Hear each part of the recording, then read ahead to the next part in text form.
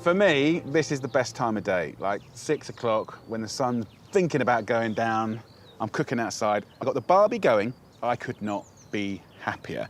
In the last couple of months with family, I've cooked more for them than ever before, and it's sort of changed the way I'm cooking a little bit. I'm making ingredients go further and trying new things with them. Something humble like chicken legs, super economical, crispy skin, juicy meat, melt in your mouth. But it's really not about the chicken, it's about the cauliflower, right? And I've had quite a few of these over the last couple of months, and you can only do so much cauliflower cheese, which I love, by the way. And that kind of set me off. There's a French salad called a remoulade, which you'll kind of get in various countries, and they'll do it their own way. Traditionally using celeriac with mayonnaise. It's really creamy and gorgeous, but I'm gonna do it with cauliflower. And I'm gonna make the most delicious play on a remoulade, an incredible cauliflower salad. Actually, you can have it raw, really, really thinly sliced, and you can use the green bits, and it's super delicious with the chicken. Happy days. Some lovely baguette and some sweet onions. This is gonna be an amazing lunch or dinner. So look, let's get this going. I'm gonna get the chicken straight on the barbecue. I've put the coals to one side, so I have a hot, medium, and cool end. I'll go skin side down, completely naked, right? No marinade, no salt, no oil, right? We're gonna use the heat to start rendering the skin on the outside. At the same time, get some onion, go in half like that, and then in half like that. Put that straight on as well.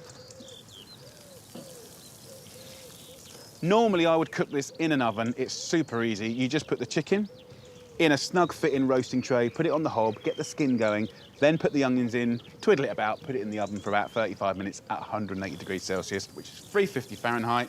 It's delicious, but this is gonna be another level because we've got the smoke.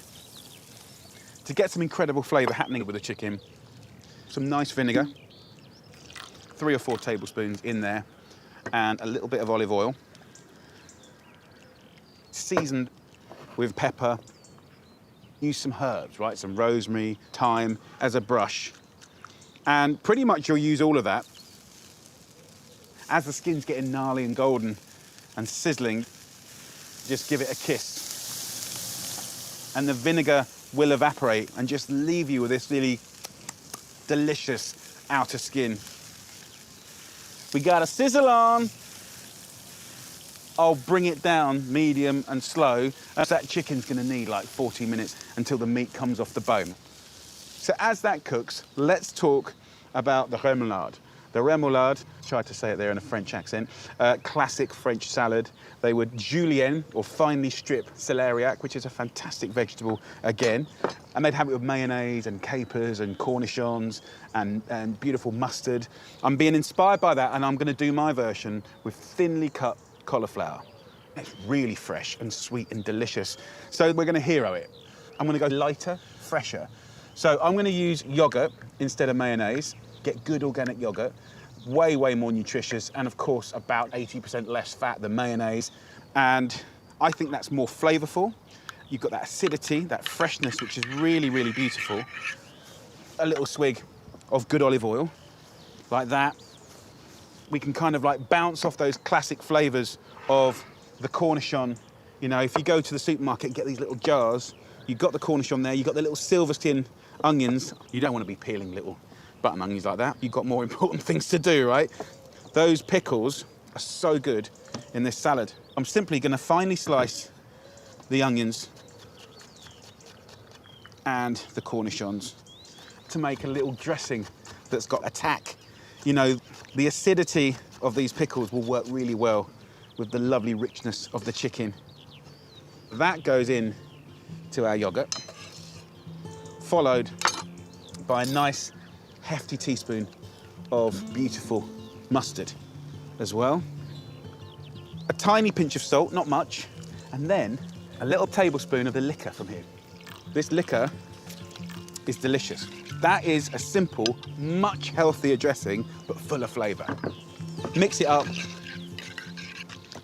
Let's crack on with the salad. We want to take this beautiful, frumpy old veg and make it delicate and elegant. So first of all, let's take the green leaves off and just have a little look. Often these go in the bin, right? But if they're fresh and if they're in good nick, they're going in, right? There's nothing wrong with this at all. Super nutritious and delicious as well.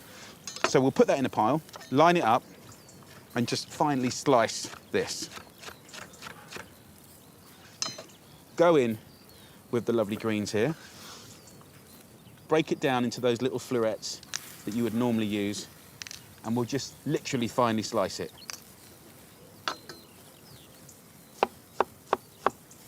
Go as fine as you can, and what you'll start to do is get these lovely little slithers here.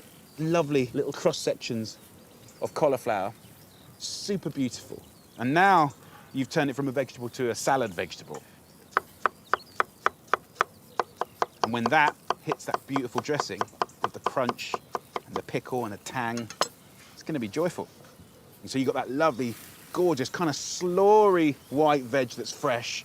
It will be good with roasted fish, you know, really nice as a salad amongst a little buffet. Something different. You know, none of these ingredients are hard to get. Standard stuff, pickles, mustard, cauliflower.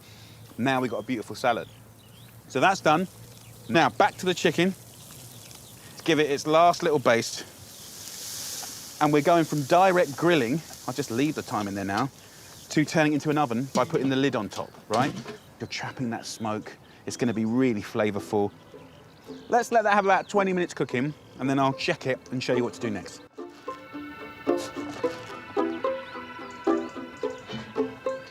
Look at that. So on with some nice little croutons. The chicken here, yeah, that's looking good. It's juicy. So that's pretty much there. And you've got all the lovely flavour of the smoke. You know, it's been basted with the vinegar and the seasoning. I'm gonna get myself a couple of plates. One for me, one for Jules. Take some of this beautiful cauliflower salad, remoulade, version of a remoulade. Look at that. And actually, this gets better when you leave it just for like 10 or 15 minutes. Once you can pinch that chicken and the meat comes off the bone, you know you're in a good place. I might just put it on its skin side for that one last moment, just to get the skin going mad. That's what I want. That resting on that. So let's take the first chicken and just place that straight onto there. Gorgeous. Look at that. Absolutely beautiful. That's what it's all about. The contrast of like gnarly, perfectly cooked, seasoned up, fatty, with the fresh and the delicate. And then, oh, don't forget the croutons. I was not concentrating.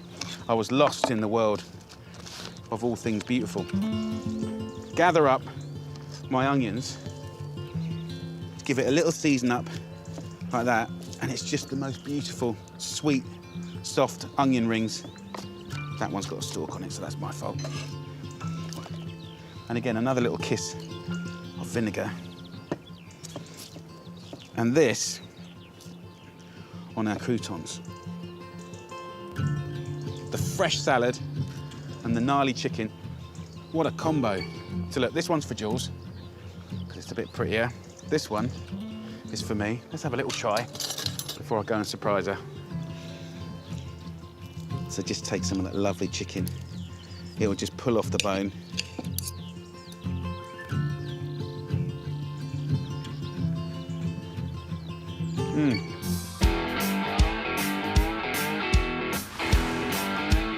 The latest food trends have seen the rise and rise of the heavy-duty American-style barbecue smokers that can be used all year round to turn cheap cuts of meat into super tender, flavour-packed feasts. This is about slow meat that just falls apart. Originating in the Deep South, offset barbecues cook the meat slowly in hot smoke away from the direct heat of the coals. The meat's got to be constantly caressed by lots and lots of flavoursome smoke coming out the firebox. Supersized models from America can cost thousands of pounds, but I've come up with a smaller upcycle version you can make for 60 quid using a pair of old sinks. I need to start with my heat source, And this old saucepan will do the trick because it can deal with high temperatures. First up, I'm going to turn the lid into a hinged opening for the firebox. So grab your angle grinder, chop it into 2, and then attach it back together with a large hinge. I love doing this tinkering, but every time I'm doing this, in my head is the theme tune to the A-Team. You know, they would get locked into a shed and be left with a bog roll, a tennis racket and a go-kart and come out with a tank. I get locked into a shed and I come out with a barbecue. So, you see how that's going to work now, can't you?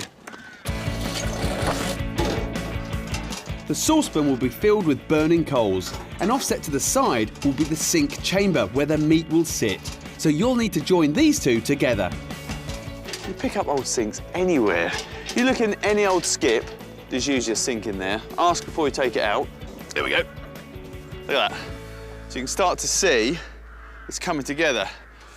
What I want to do now is just mark out a little flap. It's going to be like a letterbox that acts as a baffle. So when the smoke comes along, it's directed down and then up and around the meat. Use your angle grinder to cut the flap. It's the key to giving your meat that delicious smoky taste. There we go, you see that? To help with the airflow, I'm going to make a chimney from an old tin can. To fix it in place, cut a hash symbol along the bottom, and then wearing heavy-duty gloves, carefully fold these flaps back into the sink. There we go. Bingo. Time to put it together. This little tea trolley, it's going to make the perfect little stand. You can pick up an old tea trolley on an auction site, or any upcycled metal stand will do. Now to light the fire. This is the exciting bit. You'll need to let your barbecue heat up before you're cooking it. So while I'm waiting, time to get my meat ready. Anybody that knows beef loves brisket. It comes from the muscle that runs all the way down the front of the animal. Absolutely packed with flavour because it's the muscle that does so much work. But with muscles that do lots of work, it can be quite tough if you cook it in the wrong way. But by cooking it low and slow, it becomes lovely and unctuous, the kind of meat that just falls apart. So what I'm going to do with this beautiful bit of brisket is make a lovely little dry rub. Add a sprinkle of sea salt, a pinch of pepper, a few chili flakes, and give it a good old rub. Oh, do you know, it's like any muscle when you're stressed, you know, it's all, you're all like that, aren't you? Nice bit of massaging, working in those flavours. Also, just releasing the tension in the meat. Tie your brisket with string and add a splash of olive oil. Right, in you go. Oh, listen to that sizzle. Now, the real secret that's going to put so much flavour into this are these guys, these wood chips. Now, I've got sweet chestnut, which adds a lovely sweetness, mellow smoke to it, but also whiskey barrels chipped up. Lovely. I mean, oh, they smell incredible. If I was a beaver, I would just eat those right now. They're going to go in. That's red hot, so gloves on. Woo! Look at those coals. Just sling them in. Now, don't think this is something you can just leave. You've got to think of it as a living, breathing entity. It needs feeding. It's like a dragon. You've got to keep feeding it if you want to get that wonderful, smoky, kissed meat. Look, look, look, look. It's going to be awesome. This size brisket should take 7 or 8 hours to cook at around 110 degrees. You'll need to keep topping up the coals and wood chips every half hour. After 4 hours, take your brisket out and wrap it in foil. And I want to capture all those flavours. Don't want it drying out. There we go, a lovely little parcel. Back in you go, my sweet.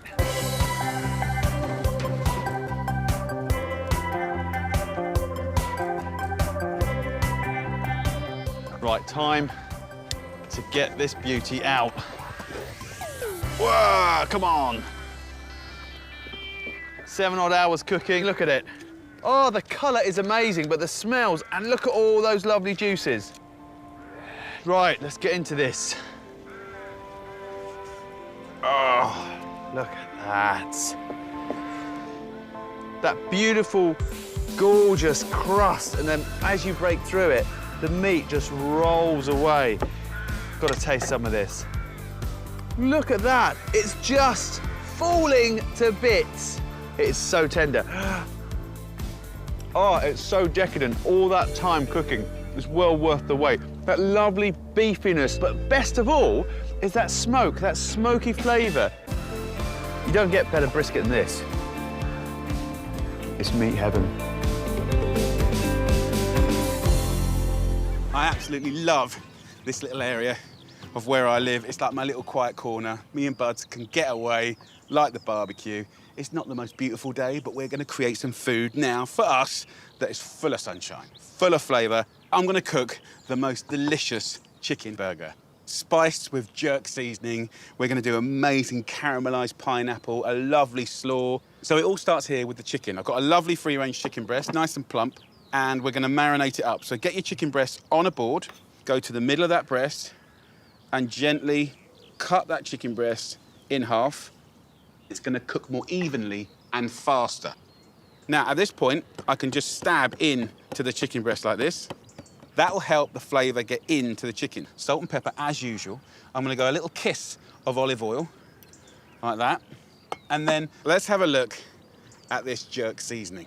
I love it, I absolutely love it. It's a brilliant blend of allspice, salt, chili, black pepper, cumin, thyme, paprika, bay leaves, turmeric. It's an incredible list of amazing spices. And jerk traditionally comes from Jamaica, but of course used across the Caribbean. I'm gonna be fairly generous, a little teaspoon or two, and then just rub that all over the chicken and massage it in. Those spices I think are absolutely fantastic. And I think like traditionally they'd use that on chicken, goat, you know, fish. And you know, it's a wonderful spice combination. And look at that, we've encrusted it. It's gonna be amazing. So let that sit for a little bit. I'll get rid of this knife and board, wash my hands. Okay, the chicken is marinating. It's only a thin slice, so you can get away with marinating it nice and quick. If you wanted to do it overnight, you can, just don't put salt on the chicken, okay? Now, look, let's just talk about the buns. For me, the story is a soft and spongy bun, right? Wrapped around that really gnarly, gorgeous chicken. So we need to riff off of that. So in my head, when I'm coming up with this, I'm thinking, how can we use the flavour of the Scotch bonnet, because this is one of my favourite things in the world, but control the heat. So let me show you how I do it. Take a sharp knife and slice up that Scotch bonnet like that into little slices. Now, this is very hot, so you might want to put gloves on. I'm fine not doing it. You've got to be careful with chilies, because if you touch your eyes or anything, it can be really painful. Notice I'm using the knife, not my hands. Now, you can see the seeds starting there. The seeds and the white membrane either side, that's where the aggressive heat is. So simply remove the stalk, the seeds, and the little bits of white membrane, just like that. And then slice up the rest of the Scotch bonnet by thinly slicing it so it's delicate. Of course, then whatever you get on your palate will be less of it, so that's kind of controlling the heat by size. Then there's other things you can do. You can take a sieve here and you can give it a wash, right? And I do it in the sink normally, just gonna put some jug of water like this. But even when you're doing this, the smell of it can catch you out, so don't put your nose right above it. So you give these a little wash, like that. Then there's even more things you can do to control the heat. What I want to do is pickle this. I'm going to put vinegar in here, white wine or red wine vinegar, just a couple of tablespoons just to cover it. I'll season it with salt. And then, last but not least, there's a really good little kicker here. Part of this beautiful burger is a piece of pineapple. And I love using the tinned pineapple. That's going to be amazing in this burger. But also what's really good is in these tins, you've got the natural juice. So we'll steal that. Imagine the sweetness there, pulling away the heat from that chili. It's an amazing little pickle and a great little tip. So this will happily sit there like that. And I would use this to bring to life any slaw, to put on any kind of grilled meat, especially in a little bun. It's amazing with rice. You can use this also just as a little kicker on a lovely little chili con carne or a stew that needs a bit of life. So chicken, bun, and the lovely Scotch bonnet pickle ready to go. Let's make a very fast little slaw. So I'm gonna take some carrot and just grate it on the coarse side of a box grater. Of course, you can use any crunchy veg you can get your hands on. So it could be radishes, it could be cucumber, it could be a little bit of red cabbage. Fill your boots, do what you want. I've got some white cabbage here and give it a little grate. Try and do quite nice long strokes. So I only need enough for me and Buds. So instead of using mayonnaise, I want to go more tangy, fresher, and way more healthy. So I like to use a nice natural yogurt. It's about 90% less fat than mayonnaise. And I'll just season that up with a little salt and pepper again. And there we have the most delicious, simple slaw. And what I love to do for seasoning and a little bit of a slap, bring it to life, is steal a little bit of this liquor from the chilies. So actually, before I do it, I'm gonna have a little taste. Always good to know what you're doing.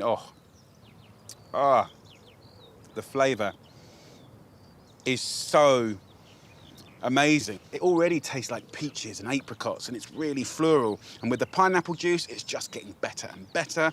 That will ramp up this slaw really, really nicely. And there you go. Everything's ready and raring to go. Hello, big boy. Hello. You all right? Yeah. Hungry? Yeah. I'm doing a nice little chicken burger. Have you ever had Scotch bonnet chilli? No. Do I have to have the Scotch bonnet chilli? You don't have to have it, just a little bit. Yeah. I'm trying to train you. Right, let's get cooking. Here, I've got the barbecue lit, but you could do this in a pan, in the house, easy peasy. You can see I've got a high pile of coals here, so that's your hot side, and then almost nothing there, so that's your cooler part. So we've got control. I want to cook the chicken hard and fast, so it's gnarly on the outside and juicy on the inside, and I want to get that pineapple caramelising. In actual fact, I'll have 2 more slices. So I'm going to go onto the cooler side with the pineapple, and then with the chicken, and on we go. Beautiful. Probably a couple of minutes on each side if it's nice and hot. If I'm cooking this in the house, I just have a big non-stick pan on full whack. So what's pretty cool about the chicken is we've already cut it in half, so it'll cook twice as fast. It will also have more of the seasoning on it, so you're gonna get double bang for your buck. Let's turn it over. Yes! Look at that. Absolutely gorgeous. Look at the dancing fat. And then with the pineapple, hopefully we'll get some nice caramelisation there as well. So look, the chicken's coming off now, and I don't want to overcook that, so just put that onto a plate, and we'll let that rest as you do.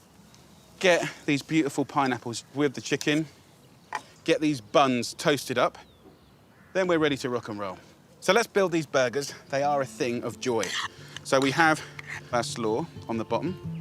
That is good for catching all the juices from the chicken. Get that on there. Then I'll go on with a piece of pineapple, juicy, juicy, juicy. Then let's get that amazing chicken. I like to slice it at an angle. So let's just do it into 2 or 3. And look at that. Oh, yes. Can you see the juiciness? So not overcooked, gnarly outside, and really fresh, clean inside. Look at that. So we'll start racking this up. Resting juices I'll put on top of the burger. They make a massive difference. Look at that. For Buddy, I'm just going to put 3 Scotch bonnets over, like that. What I will do is take a little bit of that juice and just kiss it with that, because it's going to be amazing. I'll be a little bit more aggressive with the Scotch bonnet. I'll have a little wodge like that, and then bun on top. Come on. Right, I'm going to do a whole load of barbecue action today.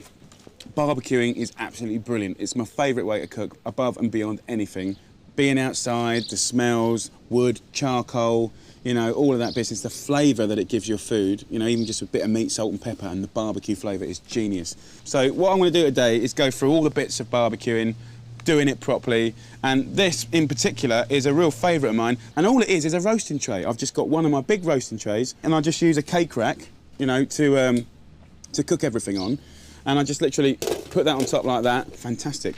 I'm going to cook on this today a whole load of seafood. So I've got prawns, langoustines, razor clams. I've got a whole mixture of stuff here.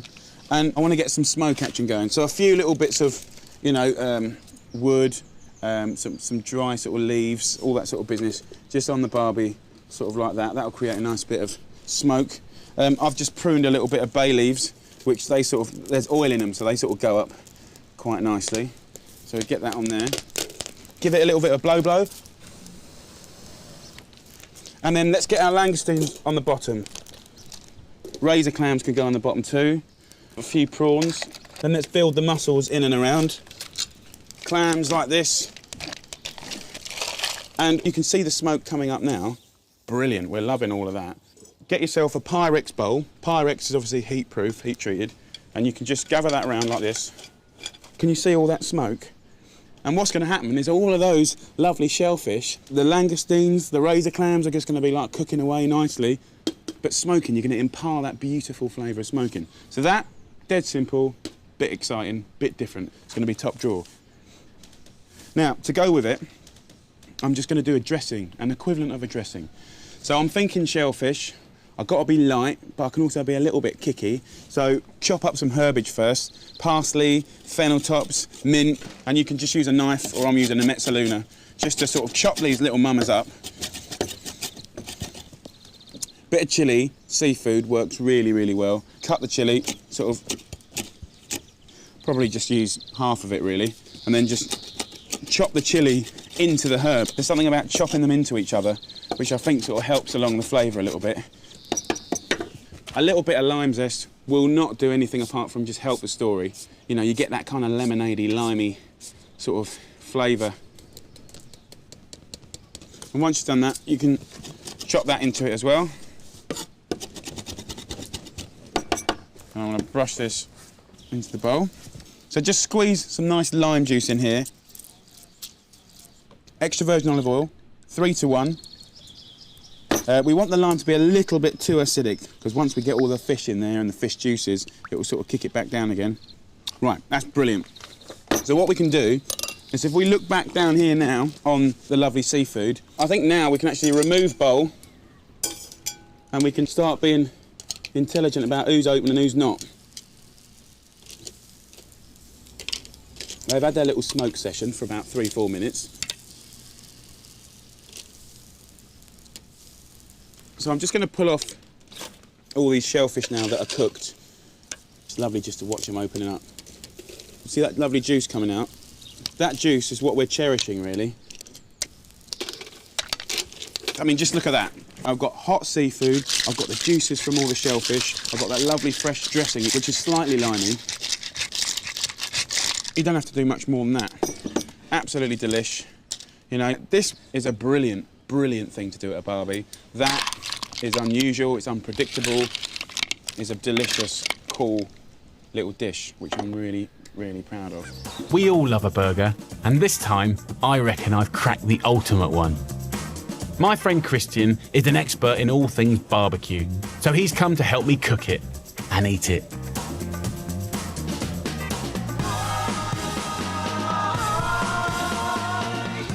The whole world of burgers has gone crazy. Gone crazy. It has. What was good 5 years ago is now average. It's gone insane, really. And what is good now will probably get outdone next year. So my job and Christian's job today with you is give you the kind of points to incredible. I'm talking about the flavour, the pickles, the bun, the juice. Do you like it kind of like all held together, or do you like it kind of steamy and juicy and sort of falling between your fingers? Falling apart, man. You want that juice to break down and just kind of get all, you want it dripping off your fingers. Honestly, burgers aren't just burgers anymore. There's a new level set. So first up, let's talk about the meat. Now, this is chuck steak. Go to your butchers and ask him for chuck steak. It's got incredible flavour, an amazing mix of fat, isn't it? It's the classic meat for a classic burger. And notice, no flavouring, no herbs, no seasoning. We're treating it like a steak. Divide it into 4. So that's 800 grams here, that's 200 gram patties. You want to make your patties just a bit bigger than the bun because you will get some shrinkage.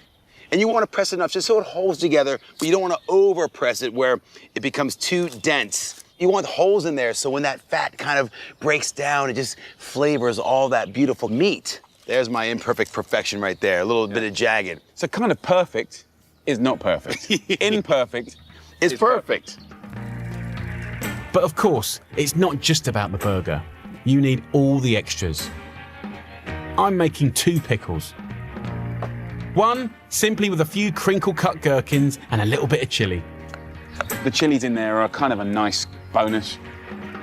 Plus a second with finely sliced red onion, white wine vinegar and a pinch of salt.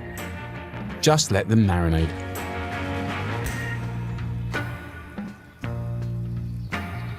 Pickles are kind of important, aren't they? They are. You know, that sweetness, that saltiness, that tang. This is the taste of my summers in Iowa. My grandma used to do this with onions, that kind of vinegar, and cucumbers. What was your childhood then? Around a barbecue? It was around a barbecue. My dad taught me to barbecue from the age of 8, and we would just do this: burgers and the onions Steaks. and the vinegars and steaks, Chicken. and make his grandpa's secret sauce.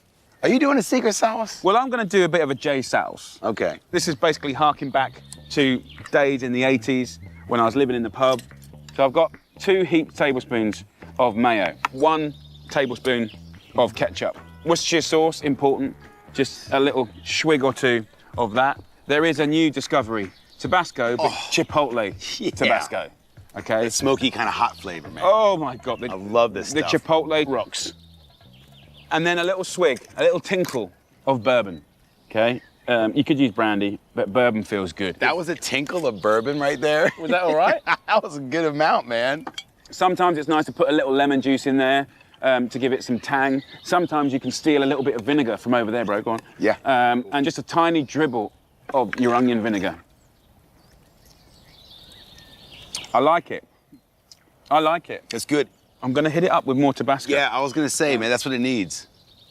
One of the things that really we learned from American fast food, they'll have iceberg through that. I've been really anti-iceberg for a long, long time. Thanks for coming back. I've come back. Bit of compost. You're welcome, Earth.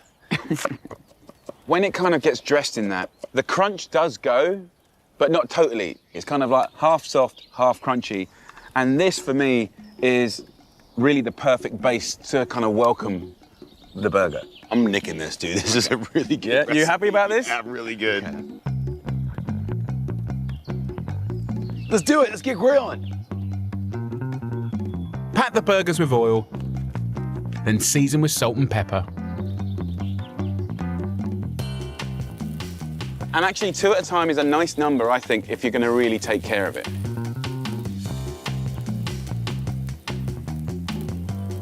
You can see already, like, the fat starting to cinder off, hit the coals, and that's sort of pelting smoke back up and kissing the meat. This is what barbecue's all about. Yeah, it is. Whether it's charcoal or wood. Well, there's flavor in the fuel down there. There's flavor in the wood and the charcoal. So there's all these layers of flavors, not just the meat and the seasoning, but the fuel.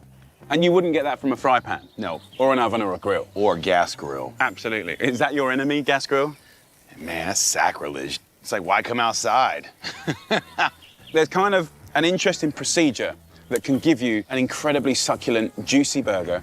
You go get the American-style mustard, and we go get a paintbrush, sear one side of the burger, and then we turn it.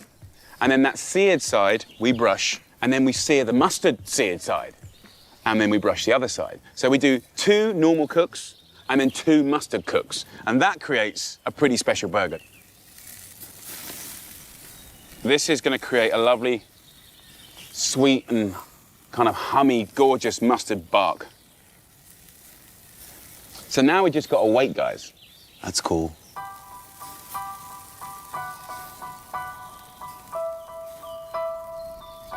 My friend, can you possibly pass me the bacon?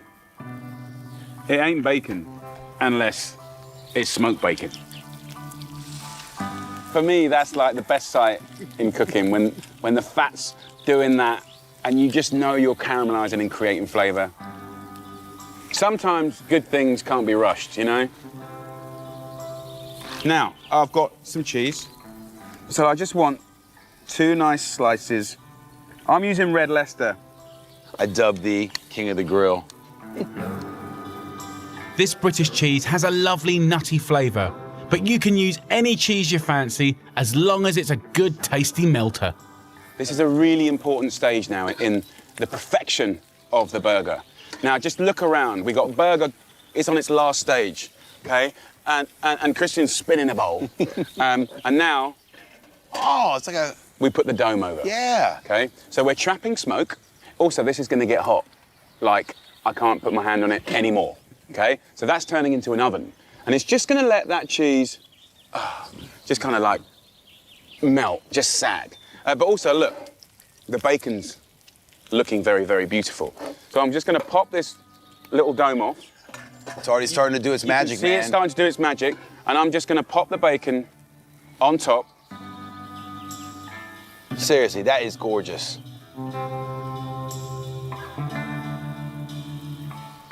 In that pan is amazing smoky bacon fat. You're not going there with the I am. rolls, are you? I am. You are next level, bro.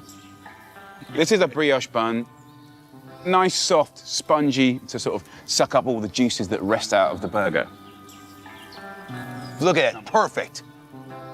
Dude, a tear trickles down the side of my cheek right now. That's how happy I am. Tears of joy. Now for that special moment, the build. The sauce and the lettuce. That's the first welcoming to the party. The thing is, I want to put more, but you gotta restrain yourself when it comes to the perfect equation of the perfect burger. So just take it to the edge. It's the right balance, man. You want everything to sing. You want all, it's a band. That burger is a band, and you gotta have the drummer, you gotta have the guitar player, and that's the lead singer right there.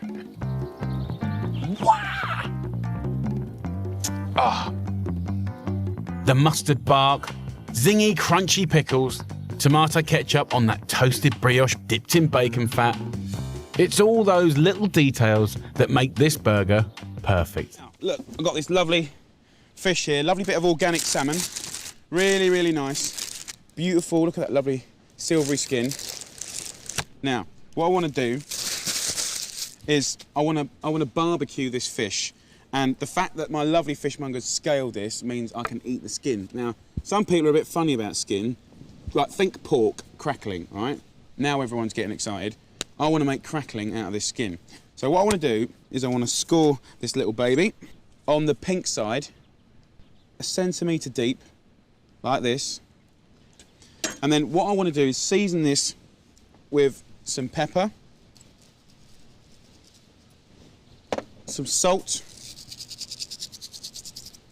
and I've got some lemon here. I'm literally just going to microplane the lemon. Get that on top. Just put that down. This fennel, incredibly good for you, good for your old tummy. And just literally pull off all the lovely herbage off of this. So just chop up your fennel like this. But once you've got it sort of nice and sort of fine, you've already sort of bashed out some of the oily flavours in it. And obviously it reduces a lot in size. I've got some of the nice little yellow flowers in there as well. And get the salmonate. I want to get this lovely greenage here, and I just want to rub it in like this. And then just literally open it up where you've done those little, see where you can see those little slits there? Just rub and stuff in there that fennel into those little cuts. What we want to happen is that that fennel inside those little cuts has a little bit of a party with all the lovely fat that starts to cook outside the fish. Really pack it on, get it in those cracks. Right down there. Nice. Right. After we've rubbed that in a bit, and then I want to get my oil, and I want to put some on the board and on the fish. And I want to put a little bit of saltage on this side of the board. Not because I want to season the board, but just pat the fish. So we've got the oil going on this side, and then we've got this lovely side here, which we want to get oiled up and salted up. So just rub that around the board. So, I want to crispen up that skin. So there ain't no point in me turning it quick or being in a rush. Leave it. I'm going to leave it for about 75–80% of the cooking time, skin side down. When it's nice and golden and crispy looking, then we'll turn it. But until then, I've got these cucumbers, I'm just slicing them lengthwise, and then I just want to sort of slice them across. And we're going to make a little bit of a cucumber tzatziki, and mix it in with some yogurt, obviously, and some lemon juice, salt and pepper. So I just chop these up, pull a little bit to the side. And then I've got some oregano and some flowering thyme. Flowering thyme's quite pretty. Just going to chop some of this up. Of course, I'd normally use mint or parsley or something like that, but these sort of herbs chopped up, it's going to be lovely, isn't it? It's going to be lovely. So, listen, I can hear a fair bit of sizzling. Let's have a little look. Yeah, that's nice and done. Shall I? I'm good. So that'll cook another 3 minutes. That's just enough time for me to get this little sauce going. So, cucumber into here. Let's get a bit of lemon juice action going. Nice bit of lemon. And then dress it with a little bit of oil. So a little bit of yoghurt in there. Yoghurt and cucumber, it is a great combo. Whoever invented it was genius. I'm just going to stir it in and sort of leave it a little bit marbled. I'll tell you what I'd love to do, just hit this with a little bit of chilli. So just finely slice it. Go on, bit of chilli. Okay, I think this is going to be done. So, edge it off onto your board. What I want to do, and I'm thinking pork crackling here, is pull this off like this. Now, crispy, soft and gooey. That ain't going to get the people that don't like skin to like skin. That goes straight back on the grill and that will fry up and go really, really crisp. Just break it up. Be brave with it. Look at that, just cooked. See that hum of pink, right? That's like a perfect roast lamb. Look at that little lobe of meat there. Look at that, looks fantastic. That's what excites me about cooking, all that sort of business, right? And then over here, crackling. See how dark that is on the other side, right? You know, when you're at catering college, you do twill biscuits, and they're put all around your ice cream to make a £3 dessert look like a £10 dessert. Little trick, right? Well, as soon as they come out the oven, they go crispy again. And that is now crispy again, right? Like that. So, I'll let that cool down a bit more. I think I'm just going to get my lovely tzatziki, like that. A few of those nice cucumbers on the top so you can see what you're eating. A bit of chilli action so you know what's actually in it. Some of those pretty little thyme flowers. Break up some fennel tops over the top from a height. Fantastic. And then my boy here, just crank it. This is not Michelin star food, this is proper food, this is dinner. That's it. You take that to anyone's table for a bit of din-dins and they're going to go, wow.